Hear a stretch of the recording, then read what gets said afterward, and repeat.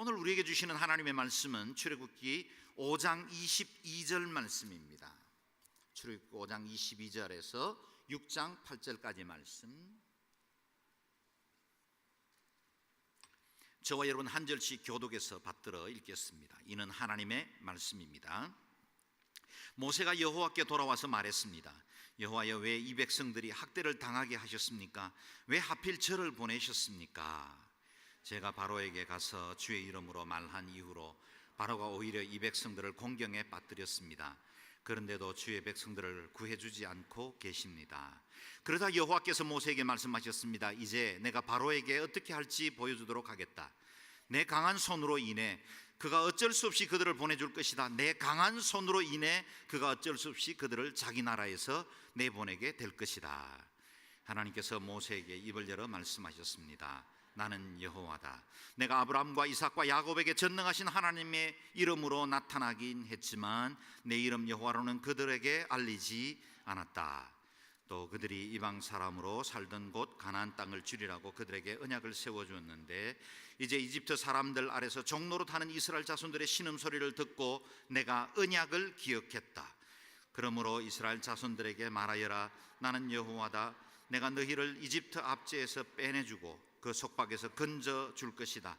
내가 쭉 뻗은 팔과 큰 심판으로 너희를 구원해 줄 것이다. 내가 너희를 내 백성으로 삼고 나는 너희의 하나님이 될 것이다. 그러면 내가 너희를 이집트 사람들의 압제에서 빼내준 너희 하나님 여호와인 줄 너희가 알게 될 것이다. 그리고 내가 아브라함과 이삭과 야곱에게 맹세한 땅을 너희에게 줄 것이다.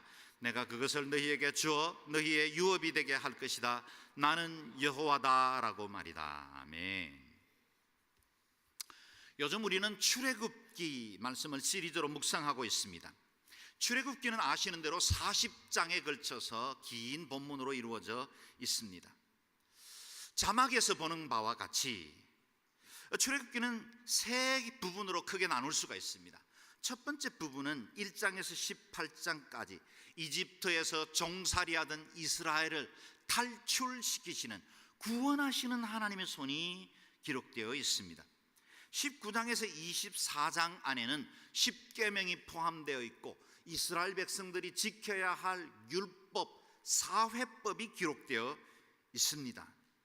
25장 이후 40장까지는 예배 중심이 될 성막을 세우라, 예배 중심 센터가 될 수 있는 성막을 세우라는 중요한 명령들이 구체적으로 기록되어 있습니다. 이제 우리가 출애굽기에 기록된 많은 말씀들과 사건들을 강해해 나가겠지만 1장에서 40장까지를 쭉 관통해 나가는 핵심적인 맥을 잡으려면 두 단어를 기억하셔야 합니다. 두 단어입니다. 첫 번째는 구원, 두 번째는 예배입니다. 출애굽기를 이해하시려면 구원과 예배라는 이 두 단어를 늘 가지고 읽어보셔야 합니다. 이 구원과 예배는 우리 신앙생활의 핵심적인 두 기둥이라 할 수 있죠.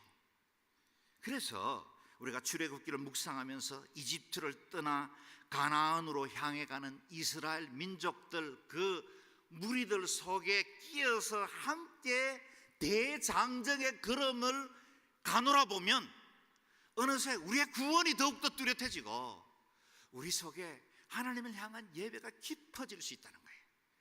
그래서 출애굽기는 구약의 말씀이지만 그 구약의 말씀 중에도 우리가 걸어가는 그 여정 중에 언뜻 비치는 한 분의 그림자를 느끼면서 걸어갈 수 있어요. 그분은 누구십니까?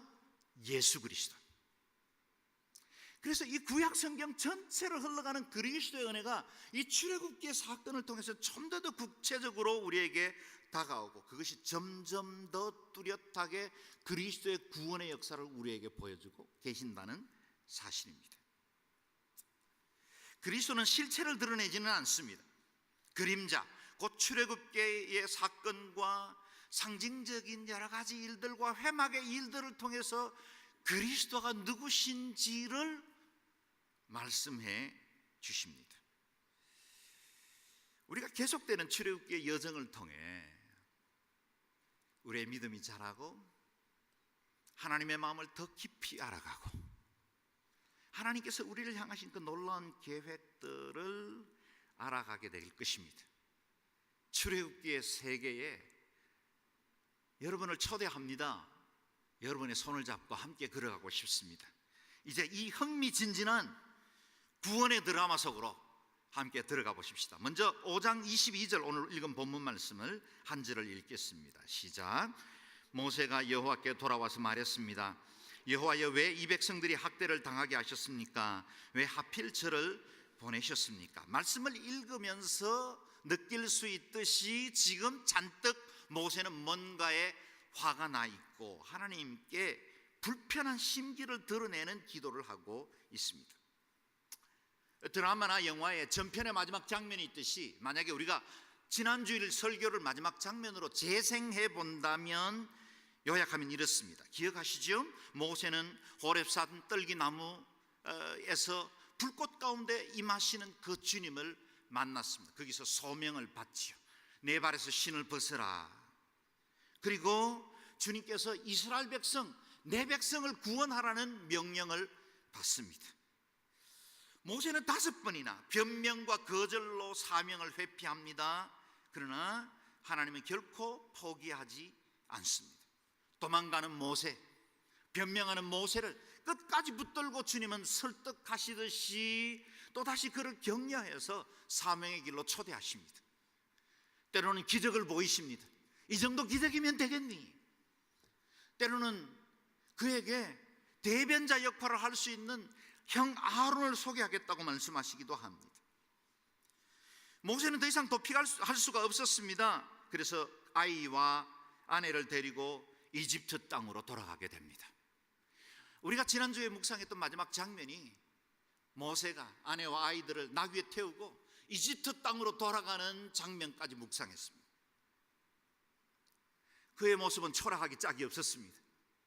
당시 고대 근동의 가장 큰 제국이었던 이집트의 강력한 군대를 대항해서 백성들을 이끌어내기 위해서 구출자로 가는 모습치고는 너무 초라했고 다른 아무런 군대도 갖지를 못했습니다.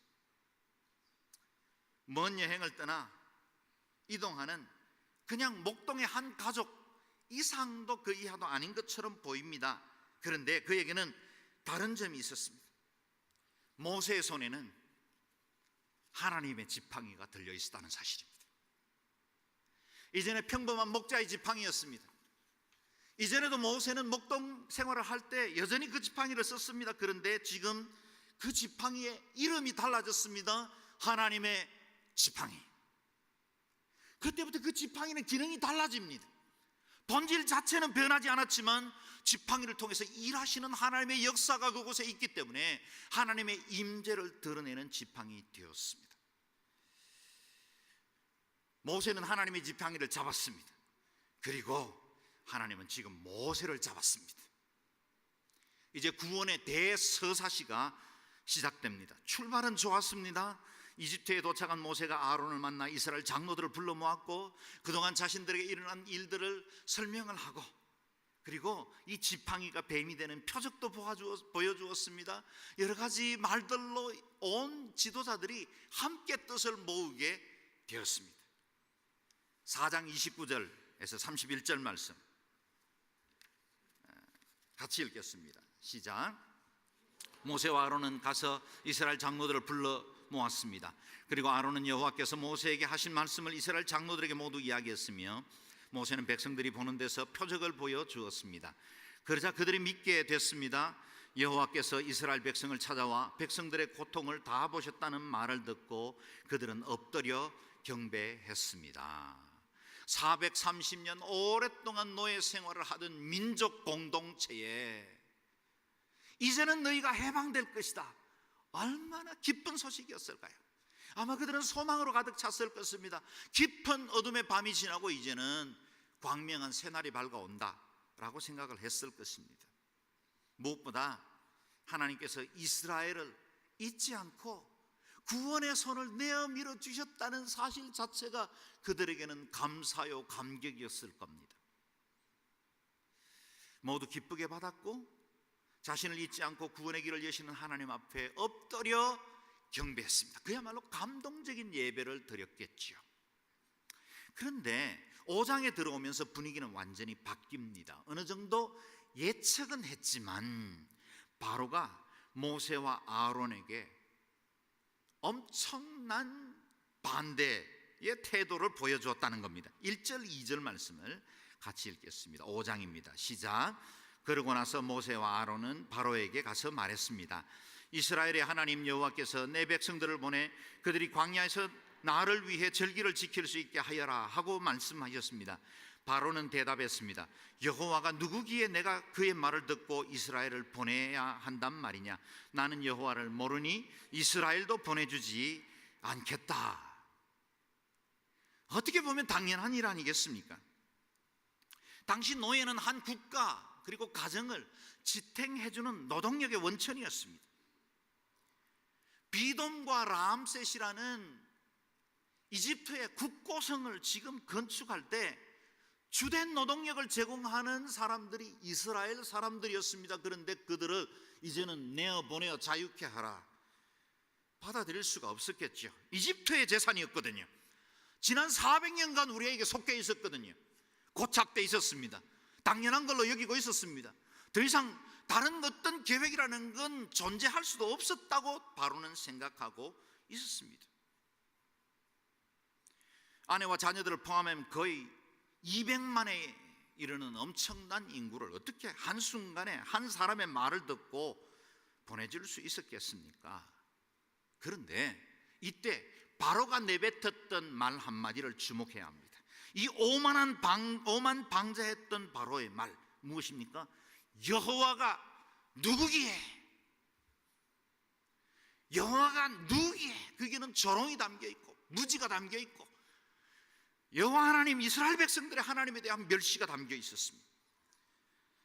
이 말 때문에 이후에 하나님은 내가 바로 여호와다 라는 사실을 이집트 땅에 증거하기 위해서 엄청난 재앙을 쏟아부으셨습니다. 지도자 한 사람이 무시하고 멸시하는 말 한마디를 내뱉었더니 온 백성들이 엄청난 고통을 겪게 되었다는 겁니다. 바로의 이 교만은 하나님이 멀지 않은 시간에 징계하는 사건으로 변화되게 된 것입니다. 이후에 이어지는 열재앙과 홍해 사건은 여호와가 누구신지 똑똑히 보여주는 사건이 되었습니다. 바로는 엄청난 대가를 지불하고 나서야 여호와가 참된 하나님이시여 온 세상 천상하지에 하나님 외에 다른 어떤 분도 없다는 사실을 깨닫게 됐다는 것입니다. 믿음의 성도들도 때로는 어렵고 마음이 힘들다 할지라도 여러 가지 푸념을 내뱉을 수는 있지만 이런 말들은 조심해야 합니다. 여호와가 누구시기에? 하나님의 뜻이 내게 무슨 상관이냐? 내가 왜 성경 말씀 때문에 이렇게 불편하게 살아야 하느냐? 이런 말들은 주의하고 조심해야 하는 말들, 하나님의 은혜를 배역하는 말들이기 때문입니다. 하나님의 존재, 그분의 살아계심, 그분의 우리를 통치하시는 그분의 역사에 대해서 무시하는 말들은 우리가 결코 내뱉지 말아야 합니다. 그것을 십계명에서는 내 이름을 망령되이 일컫지 말라 라고 말씀하시는 것입니다. 사람들이 이렇게 쉽게 하나님과 복음을 경히 여기는 이유가 무엇입니까?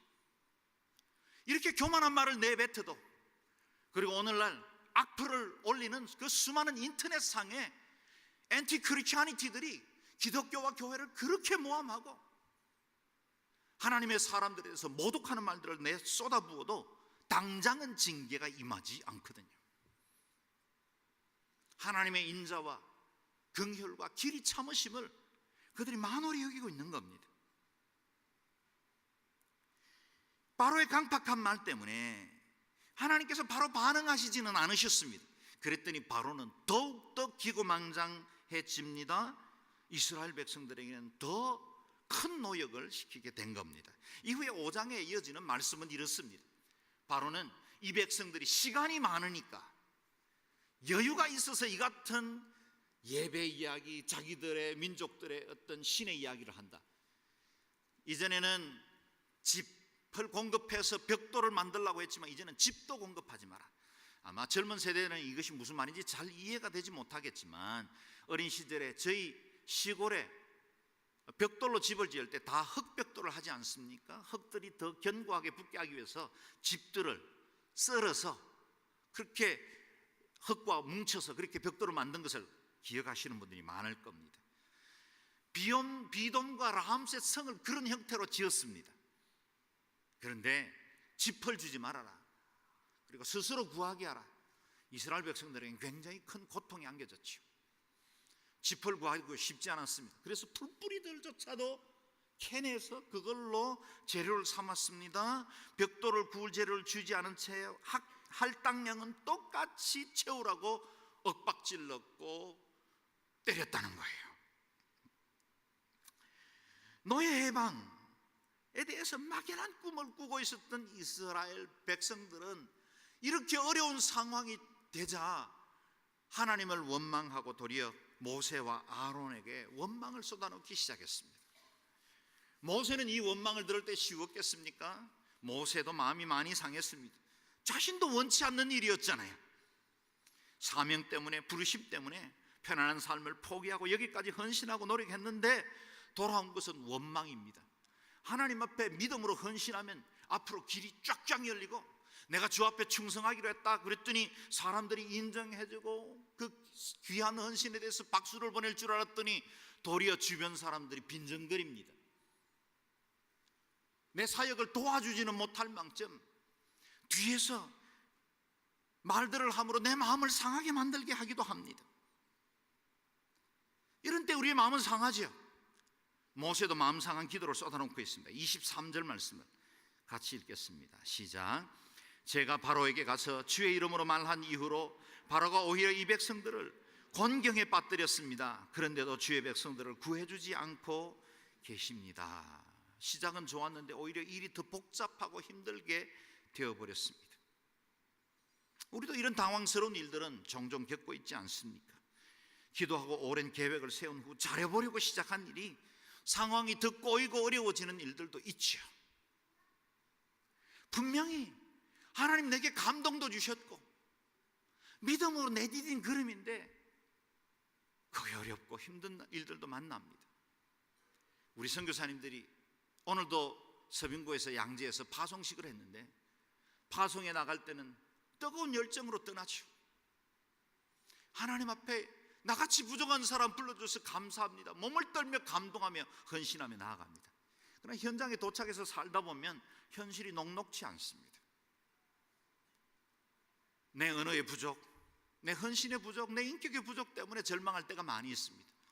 거대한 이방 종교의 장벽 앞에 아무것도 할 수 없다는 사실 때문에 낙담하기가 쉽습니다. 내 헌신은 뭔가요? 내가 지금 이 민족을 위해서 헌신했을 때는 당장이라도 이 백성들이 변화받고 이 나라 이 백성들이 주님 앞에 무릎 꿇고 예배하는 백성들이 될 것 같이 그렇게 후원자들과 함께 기도하고 출발했지만 그렇지 않는 현실을 만나는 겁니다. 그게 현실입니다. 사명의 길이 그렇습니다. 교회에 어떤 사역을 맡아서 헌신하기로 결정했던 그 길에도 분명 그런 어려운 일들은 일어날 겁니다.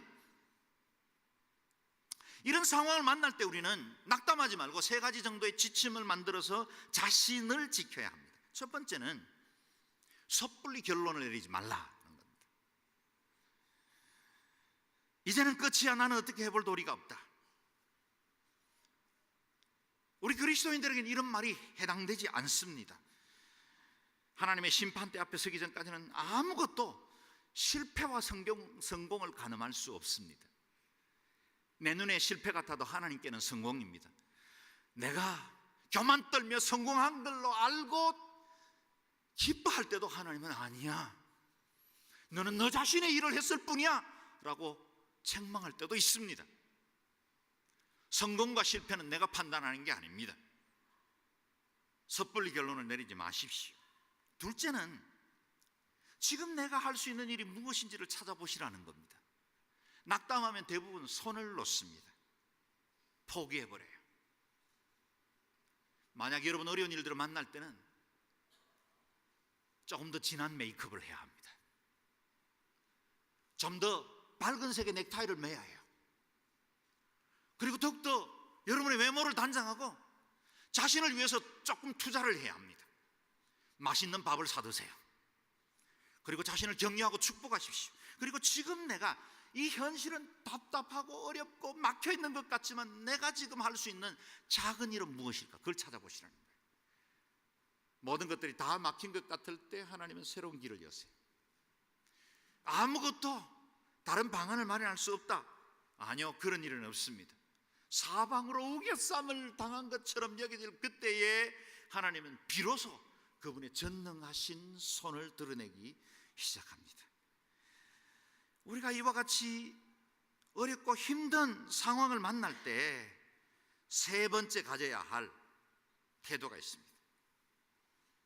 그래도 하나님을 의지하라는 사실이에요. 그래도 하나님을 의지하라. 내가 원하는 것을 제대로 얻지 못했다고 해서 하나님으로부터 도망가면 안 됩니다. 뭔가 일이 잘못되고 실패할 때 사람들은 실망합니다. 실망에 대한 반응은 하나님으로부터 멀어지는 경향들이 많습니다. 여러분, 넘어지더라도 뒤로 나자빠지지 말고 앞으로 꼬꾸라지세요. 그래야 하나님께 한 걸음이라도 가까이 나갑니다. 그리스도인들은 맹 놓고 뒤로 넘어지면 안 돼요. 앞으로 나자빠져야 돼요. 그래서 넘어지면서 하나님의 그 발목을 꼭 붙드세요. 하나님 철저히 실패했습니다. 내 힘과 노력으로 노력했지만 안 됩니다. 내가 좋은 마음 가지고 시작했지만 이같이 어려움을 겪었습니다. 주님, 제게 다시 임해주세요. 기회 주세요. 용기 주세요. 우리가 만나는 이 어려움의 지대는 중간지대입니다. 두 갈래길입니다. 그때 대부분의 인생이 갈라져요. 그때 많은 사람들이 하나님으로부터 멀어지기도 하고 교회 다니는 걸 포기하기도 하고 믿음을 저버리기도 합니다. 그때일수록 하나님을 더 붙들어야 돼요. 내게 아무것도 보이지 않는 그 막다른 골목이 하나님께서 일하시기 가장 좋은 기회의 길이 열려있는 그 순간이라는 사실을 잊지 마십시오. 저는 여러분 안에 이 세 가지 지침들이 여러분 마음속에 있어서 그 어떤 환경, 어떤 조건이 있더라도 결코 넘어지거나 실패하지 않기를 주의 이름으로 축원합니다. 모세의 이 같은 원망의 기도는 홀로 한탄하는 불평으로 끝나버렸습니까? 만약 그랬다면 오늘 저는 여기서 설교할 이유가 없을 겁니다. 하나님의 말씀이 임했습니다. 6장 1절 말씀 같이 읽겠습니다. 시작. 그러자 여호와께서 모세에게 말씀하셨습니다. 이제 내가 바로에게 어떻게 할지 보여주도록 하겠다. 내 강한 손으로 인해 그가 어쩔 수 없이 그들을 보내줄 것이다. 내 강한 손으로 인해 그가 어쩔 수 없이 그들을 자기 나라에 내보내게 될 것이다. 바로가 교만하게 내뱉었던 말을 기억합니까? 여호와가 누구이기에? 그랬더니 하나님이 답을 하셨어요. 여호와가 누구이기에? 그랬더니 나는 나다. I am who I am. 나는 여호와니 이는 내 이름이라. 내 이름에 합당한 찬송과 영광은 나는 우상들에게 주지 않겠다. 세속이 내 이름을 유린하도록 만들지 않겠다. 세상의 조롱거리로 만드는 이름으로 만들지 않겠다라고 주님이 자기 선언을 하십니다. 오늘 주님이 반복적으로 말씀하시는 것이 무엇입니까? 내 강한 손으로 인해. 우리 하나님의 손은 강하십니다. 할렐루야. 우리 하나님이 그 손을 펴서 편팔로 붙들기 시작하시면 그 앞에 어떤 대적도 어떤 방해도 어떤 세력도 무너져 내려갈 줄로 믿습니다. 하나님이 그 강한 손으로 반복하셨어요. 그리고 그들이 어쩔 수 없이 내보내게 될 것이다.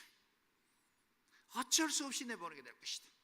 지금 바로에게 인격적인 요청을 했습니다. 내 백성을 보내십시오. 그럴 리가 없지요. 인간이 그렇게 호락호락 하겠습니까? 마귀가 쉽게 자기의 세력을 포기하겠습니까? 그렇게 안 하죠. 하나님 앞에 저항해 볼 겁니다. 그러나 그 저항에 대해서는 하나님은 어쩔 수 없이 내어보낼 만큼 하나님의 엄청난 강한 손을 보이시고야 맙니다. 하나님께서 드디어 자기 백성을 구원하실 카드를 꺼내 드셨습니다. 지금까지 읽었던 우리 출애굽기 말씀 중에, 그리고 이후로 이어지는 출애굽기 말씀 중에 아마 가장 중요한 핵심 구절이다. 그래도 과언이 아닐 겁니다. 2절 이하 오늘 8절까지의 말씀은 출애굽기를 주도하신 하나님의 의도가 가장 잘 기록된 말씀입니다. 그래서 우리가 좀 더 경성하고 읽어보겠습니다. 2절에서 5절 말씀 시작. 하나님께서 모세에게 입을 열어 말씀하셨습니다. 나는 여호와다. 내가 아브라함과 이삭과 야곱에게 전능하신 하나님의 이름으로 나타나긴 했지만 내 이름 여호와로는 그들에게 알리지 않았다. 또 그들이 이방 사람으로 살던 곳 가나안 땅을 주리라고 그들에게 언약을 세워줬는데 이제 이집트 사람들 아래서 종노릇하는 이스라엘 자손들의 신음소리를 듣고 내가 언약을 기억했다. 아멘. 하나님의 의지를 가장 잘 드러내는 단어가 나는 여호와다. 나는 여호와다. 저는 이 말씀이 얼마나 좋은지 모르겠어요. 하나님의 자기 계십니다. 하나님이 이후로 이어지는 모든 사건들과 일들에 대해서 내가 주도하겠다 라고 말씀하시는 거예요. 저는 미국에 있을 때 이 퍼스널 책을 썼습니다. 우리 한국에는 신용카드를 많이 쓰거나 현금을 쓰지만 미국은 체크를 많이 씁니다. 자기 앞수표, 자기 앞수표가 아니라 그냥 개인 수표입니다. 그래서 거기다가 이름을 받는 사람을 적고 거기다 금액을 적습니다. 숫자로 적고 그 다음에는 1,200 이렇게 또 레터로 적고 그렇게 하고 난 다음에 체크를 줘요. 그러면 그건 현금과 똑같은 효력을 발생합니다.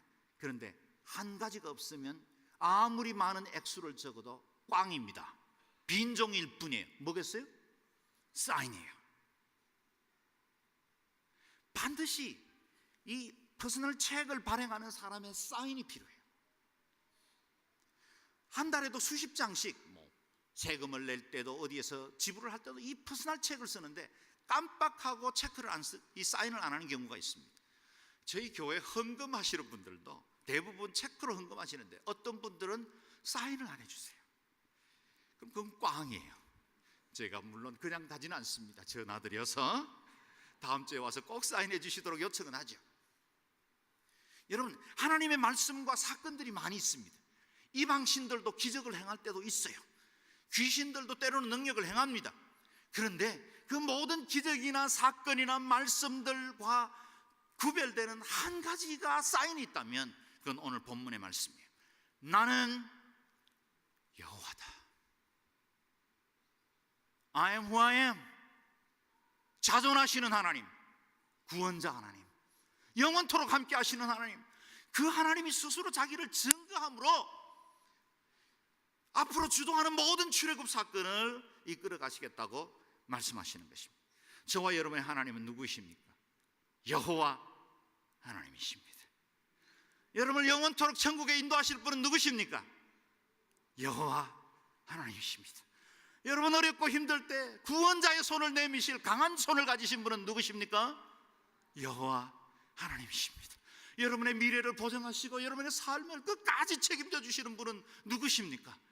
여호와 하나님이십니다. 내가 외롭고 두렵고 눈물 나며 슬플 때 여러분을 붙들어 주시고 위로하시고 세워주실 분은 누구십니까? 여호와 하나님이십니다. 우리 양지온 누리교회 공동체의 주인이 되시고 우리 교회를 통해서 영광 받으시고 일하실 하나님은 누구십니까? 여호와 하나님이십니다. 아멘. 아멘. 여호와 하나님이 스스로 증거하시기를 내가 함께하겠다, 내가 이 일을 주도하겠다.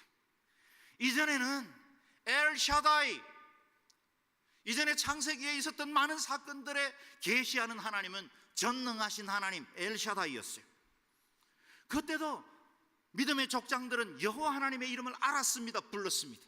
그런데 하나님이 친히 personally 엘샤다이, 보편적인 이름이 아니라 그냥 단순히 우리가 부르는, 저를 부를 때 목사님이라고 부르는 이름과 도육환이라는 이름은 다르지 않습니까?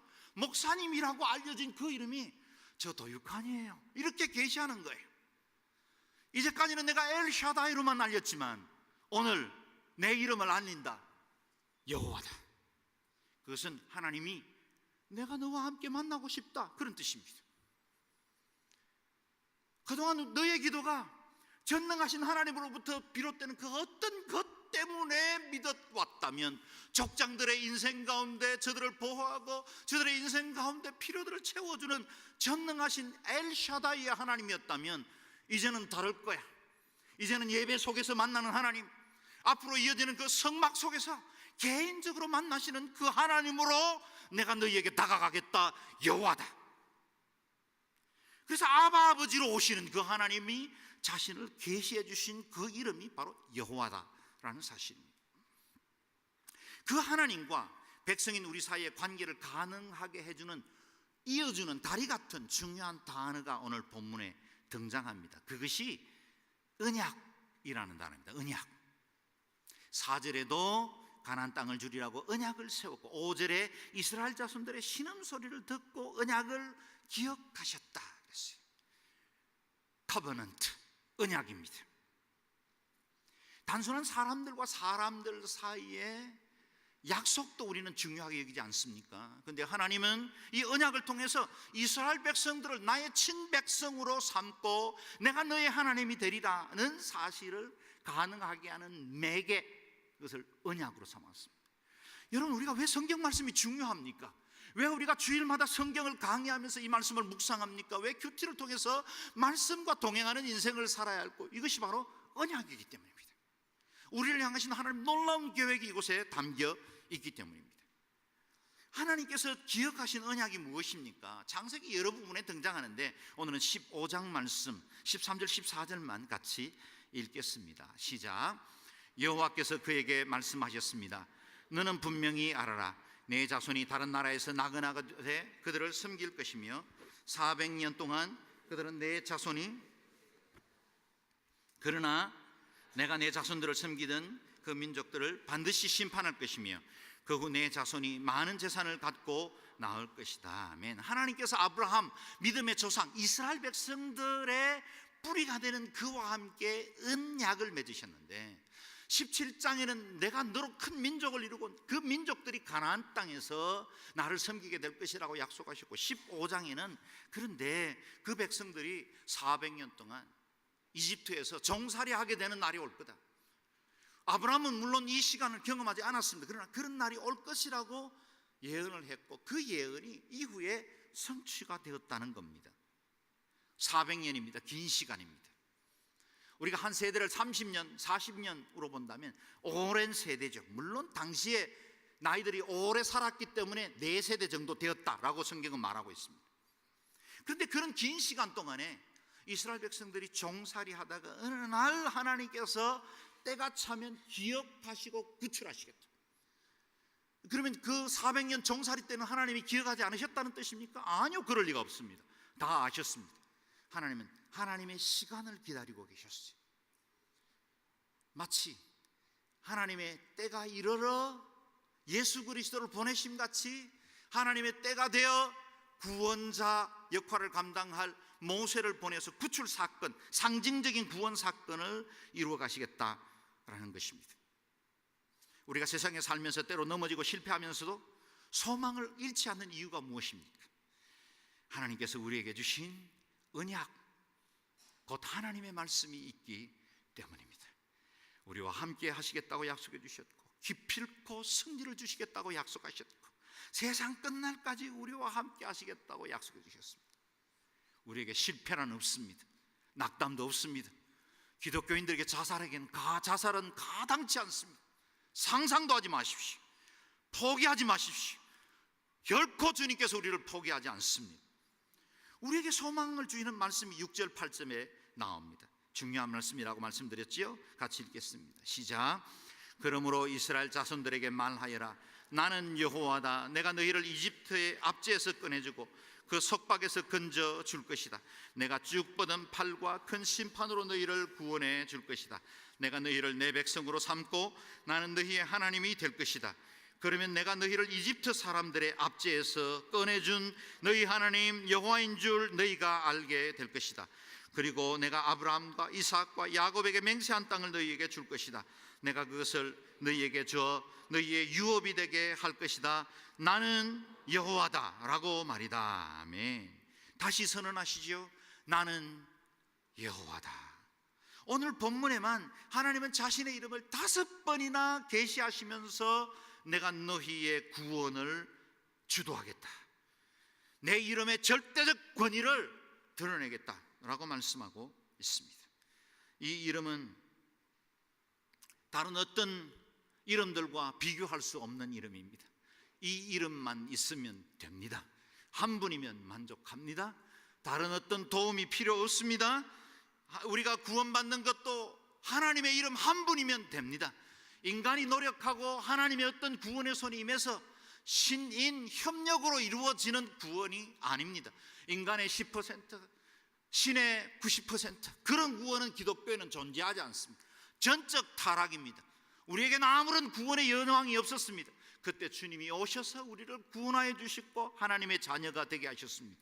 그래서 우리를 위한 하나님의 구원은 한 가지 단어로밖에 설명이 되지 않습니다. 은혜입니다. 내 노력의 보답이나 그 열매로 맺어진 것이 아니기 때문입니다. 모세가 바로 앞에서 무시당하고 이스라엘 자손이 더욱더 어려워지는 이 모든 상황은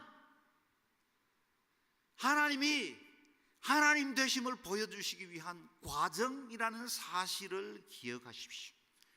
몸에 종기가 나면 충분히 익을 때까지 기다렸다가 짜야 하는 것처럼 하나님은 지금 바로와 그 애굽의 사람들의 마음을 강팍하게 만들고 오직 전능하신 하나님, 그분이 유일하신 하나님 여호와라는 사실을 깨달아 알 수 있을 때까지 기다리십니다.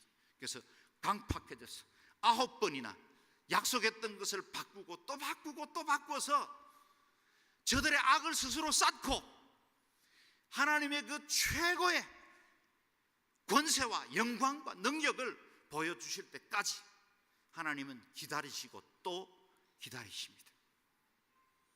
세상이라는 바로가 우리를 믿음에 넉넉하게 할 수 있도록 놔두겠습니까? 쉽지 않는 상대가 우리 앞에 늘 믿음의 올무를 놓고 우리의 신앙을 가로막고 있죠. 애굽이라는 세상의 제국이 얼마나 우리를 달콤하게 유혹하고 있습니까? 여기서 쉽게 떠나도록 놔두겠습니까?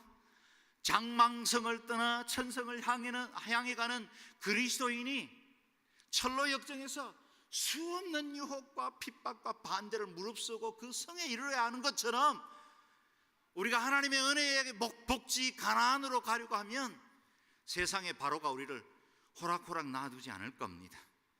그러나 실패하고 넘어지더라도, 때로는 내가 하나님 앞에 어려움을 겪고 고난의 시간을 겪더라도 결코 여러분의 믿음의 여정을 멈추지 마십시오. 그런 과정을 겪을수록 더 하나님을 온전히 의지하십시오. 바로의 강팍함은 더욱더 하나님의 전능하심을 뚜렷하게 드러냈습니다. 여러분의 겪고 있는 그 어려움은 하나님이 더 살아계시고 여호와 하나님이 온전히 유일한 하나님이 되시라는 사실을 증거하는 도구가 될 줄로 믿습니다.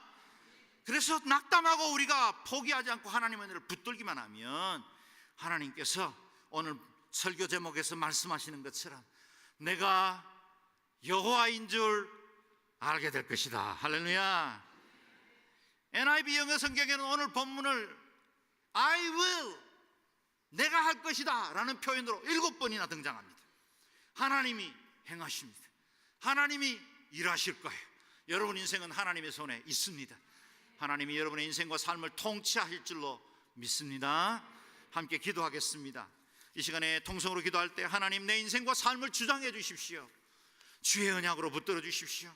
내 모든 삶의 여정이 출애굽과 같이 여호와 하나님의 언약을 붙들고 믿음으로 승리하는 복된 인생이 되게 하여 주시옵소서. 통성으로 같이 기도하겠습니다. 자비로우신 하나님 은혜를 감사합니다. 오늘도 양지원 누리교회 성도들이 말씀으로 주님 앞에 조아리며 믿음으로 나아갑니다. 우리의 신앙생활에 자주 실패하고 넘어지던 저희들입니다. 하나님, 세상 앞에 우리의 믿음의 정조를 내려놓고 타협하던 저희들입니다. 오늘도 하나님의 말씀 앞에 우리 삶을 드리오니 주님 붙들어 주시옵소서. 우리를 새롭게 하여 주옵소서. 은혜의 말씀으로 능력으로 충만케 하여 주옵소서. 여호와 하나님이 우리의 하나님이 되시고 우리 인생 가운데 개입하셔서 우리의 출애굽을 주도하시고 우리의 삶의 모든 여정 가운데 참되신 하나님, 전능하신 하나님을 드러내게 하실 것을 믿습니다. 그 하나님을 붙들고 믿음의 여정에서 승리하게 도와주시고 언약을 붙들게 하시고 주님의 언약 가운데 믿음으로 매일매일 승리하는 저희들 되게 하여 주옵소서. 오늘 이 자리에 넘어지고 실패하고 아파하던 우리 성도들 주여 새롭게 하여 주시옵소서. 피 묻은 주의 손으로 안수하여 주옵소서. 주님은 말씀하시옵소서. 내가 여호와다, 내가 하나님됨을 알게 될 것이다. 오늘 이 아침 예배를 통해서 회복과 능력과 치유가 임하는 복된 시간이 되게 하여 주시옵소서. 감사와 찬양을 드리옵고 존귀하신 주 예수님 이름으로 기도드리옵나이다. 아멘.